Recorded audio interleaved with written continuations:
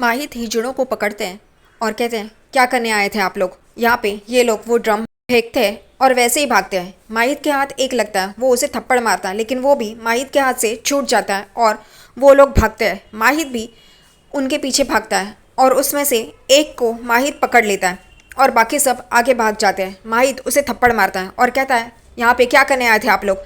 यहाँ पे दूसरे कहते हैं कि अरे आलम को तो पकड़ लिया, और वो देखते हैं कि माहित उसे मार रहा है, उसे थप्पड़ मार रहा है और पूछ रहा है कि क्या करने आए थे आप लोग यहाँ पे। उसके साथीदार कहते हैं कि ये हमारी पोल ना खोल दें, तो कहते हैं छुड़ाओ उसको छुड़ाओ, और वो लोग भी भागते हैं वहाँ पे। कुछ लोग वहाँ पे आते हैं और कहते हैं, ये माहित भाई क्या कर रहे हैं, आज निकाह के दिन में गुस्से से बाज नहीं आ रहे हैं। और यहाँ पे वो लोग भाग रहे होते हैं और माहित उन्हें पकड़ के उन्हें पूछ रहा होता है। इनमें से एक बंदा कहता है, चलो मदद करते हैं उनकी। दूसरा बंदा कहता है, किसकी, माहित भाई की या जो मार खा रहे हैं उनकी। यहाँ पे वो लोग देखते हैं, लेकिन माहित उनको पकड़ पकड़ के मार रहा होता है, वो छोड़ता नहीं है। वो लोग भी माहित को पकड़ रहे होते हैं, लेकिन माहित उन्हें मारता है। ये आदमी लोग कहते हैं कि चलिए मुफ्ती साहब को बताते हैं, और वो लोग वहाँ से जाते हैं और यहाँ पे माहित इन लोगों को मार रहा होता है। उतने में वो आदमी लोग बाकी के लोगों को लेके आते हैं, उसमें से ताहिर भी होता है। ताहिर देखता है कि माहित किसी को पीट रहा है। वो कहता है कि माहित तुम क्या कर रहे हो। वो कहता है, एक तो ये लोग अपना मुंह खोलेंगे या फिर मेरा हाथ रुकेगा, तुम बीच में मत आओ। उतने में बाकी के घर वाले भी आ जाते हैं, चाचा जान, नाजिमा, यहाँ पे फूफी सा, और यहाँ पे माहित मार रहा होता है। तभी ताहिर कहता है, बताइए तो सही इन्होंने क्या किया है। लेकिन माहित उन्हें मारने में ही मशगूल है। यहाँ पे सब लोग देखते हैं और यहाँ पे फूफी सा और नाजिमा एक दूसरे को देखते हैं, क्योंकि ये लोग पकड़े गए। अगर इन लोग ने अपना मुँह खोल दिया तो, और ये दोनों जन डरती है। माहित उन्हें पूछ रहा होता है, बताइए किस लिए आए थे यहाँ पे। माहित एक का वीक निकलता है और कहता है, बहरूपे ये लोग। और यहाँ पे सारा परिवार देखता है। यहाँ पे फूफीसा नाजिमा डर जाती है। नाजिमा कहती है फूफीसा को कि ये माहित ने तो इन्हें पकड़ लिया, अब ये बोलेंगे तो अब तो हमारी सच्चाई सामने आ जाएगी। यहाँ पे फूफीसा उसे चुप रहने की हिदायत देती है। माहित उन लोगों को इतनी ज़ोर से पकड़ के रखा होता है और मार रहा होता है, बता किसने भेजा है तुझे, बता। यहाँ पे चाचा जान दादा हुजूर को लेके आते हैं और कहते हैं, देखिए यहाँ पे नाजिमा और फूफीसा एकदम चौंक जाती है। यहाँ पे दादा हुजूर देखते हैं कि माहित ने उन लोगों को पकड़ के रखा है और बाकी लोग उसे छुड़ाने की कोशिश कर रहे हैं। उसका गला इतने ज़ोर से पकड़ा है कि वो कभी भी मर सकता है। यहाँ पे चाचा जी मुफ्ती साहब को दिखाते हैं, देखिए ये क्या कर रहा है माहित। और वो देखते हैं और वो कहते हैं, माहित। यहाँ पे नाजिमा कहती है, फूफीसा अब तो हम पकड़े गए, क्योंकि वो बंदा कहता है मैं बताता हूँ। यहाँ पे फूफीसा जानबूझकर चक्कर आने का नाटक करती है और नीचे गिर जाती है, ताकि माहित को उनका नाम ना पता चले। बाकी के लोग उसे छुड़ाने की कोशिश कर रहे होते हैं अपने साथीदार को। यहाँ पे माहित देखता है कि फूफीसा नीचे गिर गई है, इसलिए वो उस आदमी को छोड़ देता है और फूफीसा की तरफ भागता है, और वो लोग भी भाग जाते हैं वहाँ से। माहित फूफीसा के पास आता और कहता है, फूफीसा आप ठीक तो है, आपको क्या हो गया था, आप चक्कर आके कैसे गिर गई। वो कहती, तुम्हें क्या हो गया, तुम कैसे मार रहे थे उनको। और यहाँ पे माहित उन लोगों को देखने लगता है, क्योंकि वो चोर थे। और यहाँ पे ताहिर भी कहता है, तुम सही कह रहे हो, वो चोर ही थे, कुछ चोरी करने आए थे शादी का घर देख के। यहाँ पे माहित को याद आता है कि ये लोग तो शहर के कमरे में थे और मैंने उन्हें शहर के साथ देखा था आखिरी बार। माहित कहते हैं, शहर कमरे में है क्या।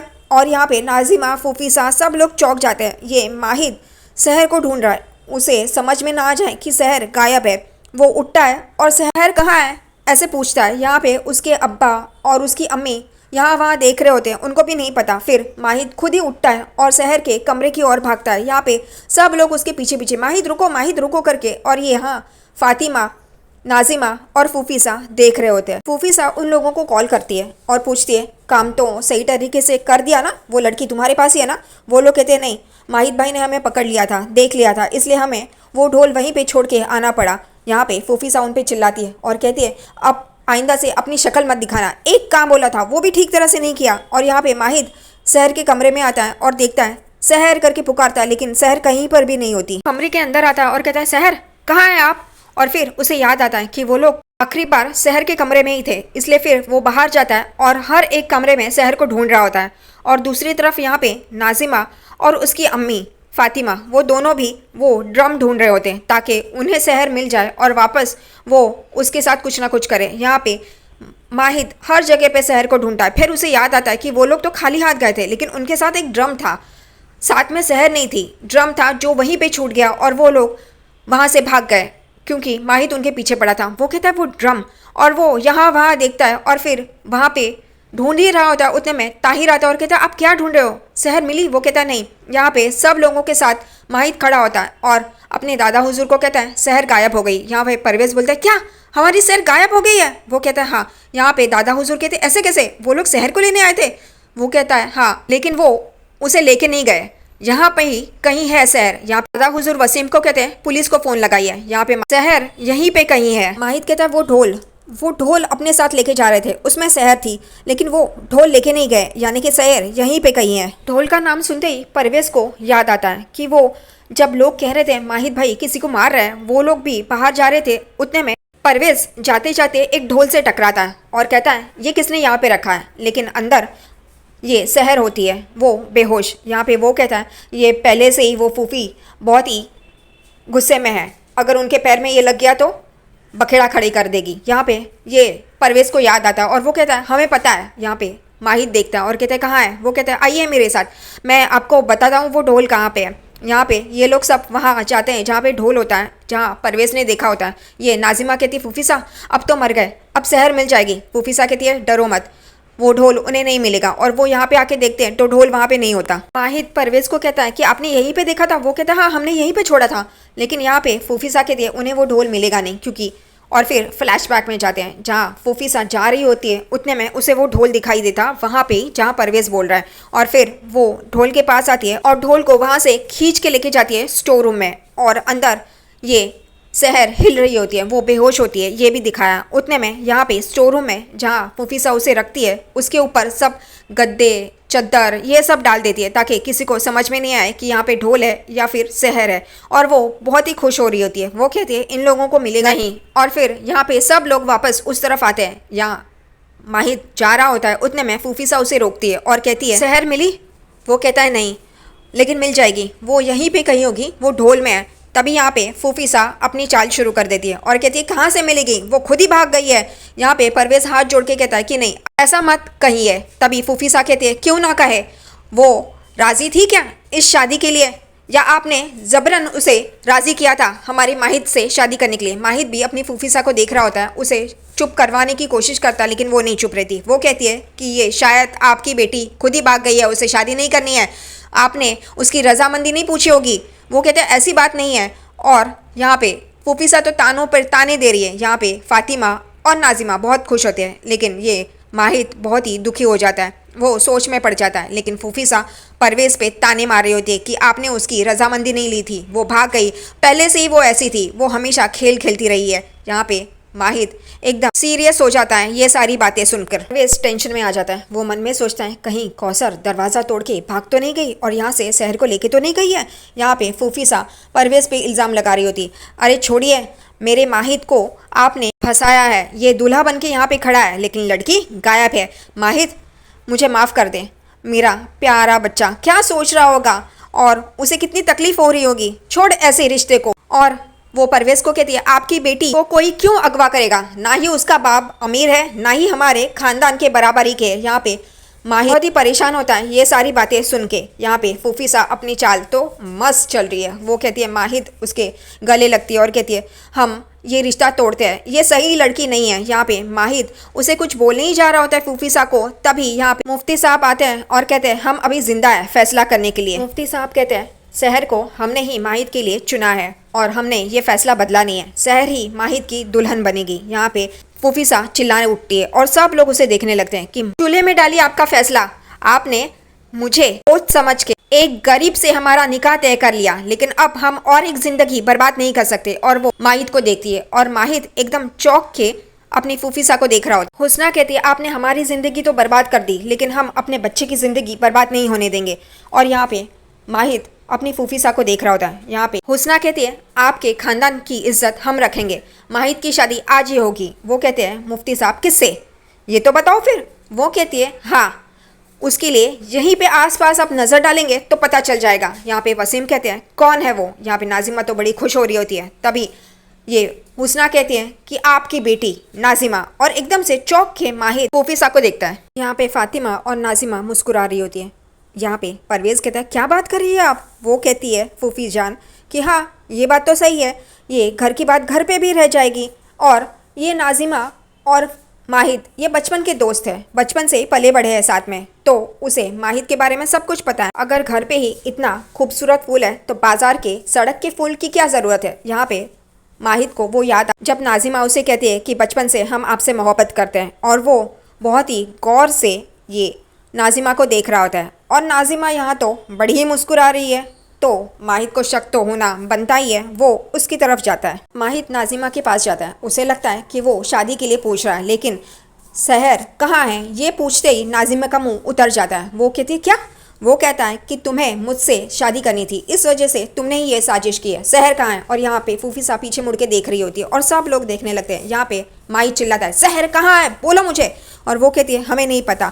वो कहता है तुम्हें ही पता है, तुमने ही जानबूझकर ये सब कुछ किया है, तुमने ही सहर को अगवा किया है, हम जानते हैं तुम्हारी ये साजिश है। और यहाँ पे फूफी साहब अपने सर पे हाथ मारती है और अब ये कैसे संभाले वो ही सोच रही होती है। वो माहिद के पास आती है और कहती है ये निकाह के बारे में हमने कहा था, तुम नाजिमा से क्यों पूछ रहे हो, हमने ये बात छेड़ी थी। वो कहते हैं कि तुम्हें मेरी बात माननी ही होगी और ये मेरा हुक्म है। यहाँ पे माहिद कहता है नहीं, हम आपकी इज्जत करते हैं लेकिन ये नहीं बात मान सकते। और यहाँ पे सब लोग देखने लगते हैं। परवेज़ को टेंशन आता है। वो कहता है अगर माहिद ने इस औरत की बात मान ली तो उसे सबसे ज़्यादा टेंशन आता है। यहाँ पे फुफीसा कहती है माहिद हम तुम्हें कह रहे हैं तुम्हें नाजिमा से शादी करनी ही होगी। वो कहता है नहीं, आपकी इज्जत करता हूँ लेकिन ये बात मैं नहीं मान सकता। और यहाँ पे सहर मुझसे शादी करने के लिए तैयार थी, क्योंकि फुफीसा कहती है वो लड़की तो भाग गई, वो तुमसे शादी नहीं करना चाहती थी। इसलिए माहिद कहता है हमने उससे पूछा था और उन्होंने कहा था कि वो हमसे शादी करना चाहती है। और यहाँ पे सब लोग माहिद को देखने लगते हैं। माहिद कहता है अगर आप लोग सब मिलके हमारी मदद करना चाहते हैं सहर को ढूंढने के लिए तो ठीक है, वरना हम अकेले ही काफ़ी है। और वो चला जाता है। बाकी के लोग भी उसके साथ चले जाते हैं। यहाँ पे कुछ लोग कहते हैं तौबा तौबा, ये इस शादी में कैसा ये हंगामा, ऐसी शादी ही ना हो जिसमें इतना हंगामा हो रहा हो। यहाँ पे दादा हुजूर बहुत ही टेंशन में आ जाते हैं। यहाँ पे सफ़िया परवेज़ साहब को बुलाती है, यहाँ पर आइए। वो आते हैं तभी यहाँ पे सफ़िया पूछती है ये कौसर बाची ने तो सहर को भगाया नहीं होगा। यहाँ पे परवेज़ कहते हैं वो मनहूस बाहर आई और सहर को लेके गई, मैं घर पे देखता हूँ, तुम यहाँ पे ढोल ढूंढो। वो कहती है ठीक है। और परवेज़ घर के लिए रवाना होता है। डॉक्टर साहब के अब्बू उनके लिए कपड़े लेके आते हैं घर से। और यहाँ पे डॉक्टर साहब बोलते हैं आप क्यों आए? तो वो कहते हैं कि ये सुल्ताना घर पे यहाँ वहाँ घूमती रहती है और हमने ये सोचा कि इस बहाने से हम आपसे बात कर सकते हैं।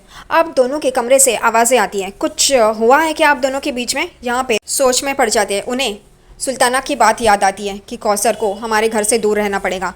डॉक्टर साहब के अब्बू कहते हैं कौसर को लेके तुम दोनों में झगड़ा हो रहा है और कौसर और उसकी बेटी तो बहुत ही ज़रूरतमंद लगी हम, इसलिए तुम सुल्ताना को समझाओ, वो दोनों जन यहाँ पे आने ही चाहिए। तभी डॉक्टर साहब सोचते हैं कि सुल्ताना ने उन्हें कहा होता है कि ये अमाल उन्हीं की बेटी है, इस वजह से उसे दूर रहना ही होगा। और डॉक्टर साहब भी कहते हैं अपने अब्बू को कि हाँ वो दूर रहे, वो ही अच्छा है हमारे घर के लिए। डॉक्टर साहब अब्बू को कहते हैं ये माहिद मियाँ की शादी में हम जा रहे हैं ना, तो उनसे बात करेंगे क्योंकि शहर के अब्बू वहीं पे उनके यहाँ पे मुलाजिम है, तो हम उनकी मदद ले सकते हैं। दूसरी तरफ यहाँ पे माहिद शहर को ढूंढ रहा होता है और वो उसी स्टोर रूम के बाहर आता है और देखता है कि दरवाज़ा खुला है, इसलिए उसे शक होता है। वो दरवाज़ा खोल के अंदर आता है और यहाँ वहाँ देख रहा होता है। वो अंदर आके चिल्लाता भी है शहर, वो उसे आवाज़ दे रहा होता है, यहाँ वहाँ देख रहा होता है, लेकिन वो हताश हो जाता है। यहाँ पे उस ढोल के ऊपर चद्दर और तकिए होते हैं, इस वजह से उसे दिखाई नहीं देता। वो हताश हो जाता है और यहाँ वहाँ देख रहा होता है। उतने में उसे वो ढोल दिखाई देता है, मतलब वो ऐसा कुछ दिखाई देता है जिसके ऊपर इतना सब कुछ रखा हुआ है। वो उस तरफ जाता है और वो तकिया और चद्दर हटाता है, उसे ढोल दिखाई देता है। वो चिल्लाता है सहर, लेकिन वो ढोल खाली होता है, उसमें सहर नहीं होती है। वो बेचारा हताश होके देखने लगता है। वो बेचारा सोच रहा होता है कि यहाँ से जा कहाँ सकती है वो, ये ढोल तो यहाँ पे उसने यही सोचा था कि वो ढोल में होगी। फिर वो उठता है और एक तरफ देखता है और उस तरफ वो चला जाता है, खिड़की खोलता है और यहाँ वहाँ देखता है तो उसे शहर दिखाई देते हैं जो अपने चेहरे पे पानी मार रही होती है। वो उसे देख रहा होता है, तभी उसे ये समझ में आता है शहर को चक्कर आ रही है, इसलिए वो इस तरीके से शहर की तरफ भागता है क्योंकि शहर पुल में गिरने वाली होती है। इस वजह से यहाँ पे माहिद वो खिड़की से कूदता है और इस तरीके से भागता है ज़ोर ज़ोर से कि उसका मोबाइल भी गिर जाता है, लेकिन उसे एहसास नहीं होता। वो शहर वहाँ पे गिरने ही जा रही होती है, उतने में माहिद आता है और उसे पकड़ लेता है, नहीं तो फिर वो पूल में गिर जाती। और वो दोनों पानी में देखते हैं तो एक दूसरे को देखते हैं। यहाँ पे शहर को माहिद बहुत ही जकड़ के पकड़ता है ताकि वो गिरे ना, क्योंकि वो बेहोशी की हालत में ही होती है। उसे अभी भी उस बेहोशी का असर हो रहा होता है। वो नीचे देखते हैं तो पुल होता है और फिर सहर माहिद को देखती है और माहिद सहर को देखता है। माहिद सहर को पूछता है कि कहाँ थी आप? वो कहती है हमें नींद आ रही थी इसलिए पानी के झपके मारने के लिए यहाँ पे चले आए। वो कहते हैं आप यहाँ पे पानी के झपके मार रही हो, और हमारी सांस में सांस और एकदम से रुक जाता है। यहाँ पे सहर उसे देखती है और माहिद वो एकदम से रुक के सहर को देखने लगता है और वो दोनों जन एक दूसरे को देख रहे होते हैं।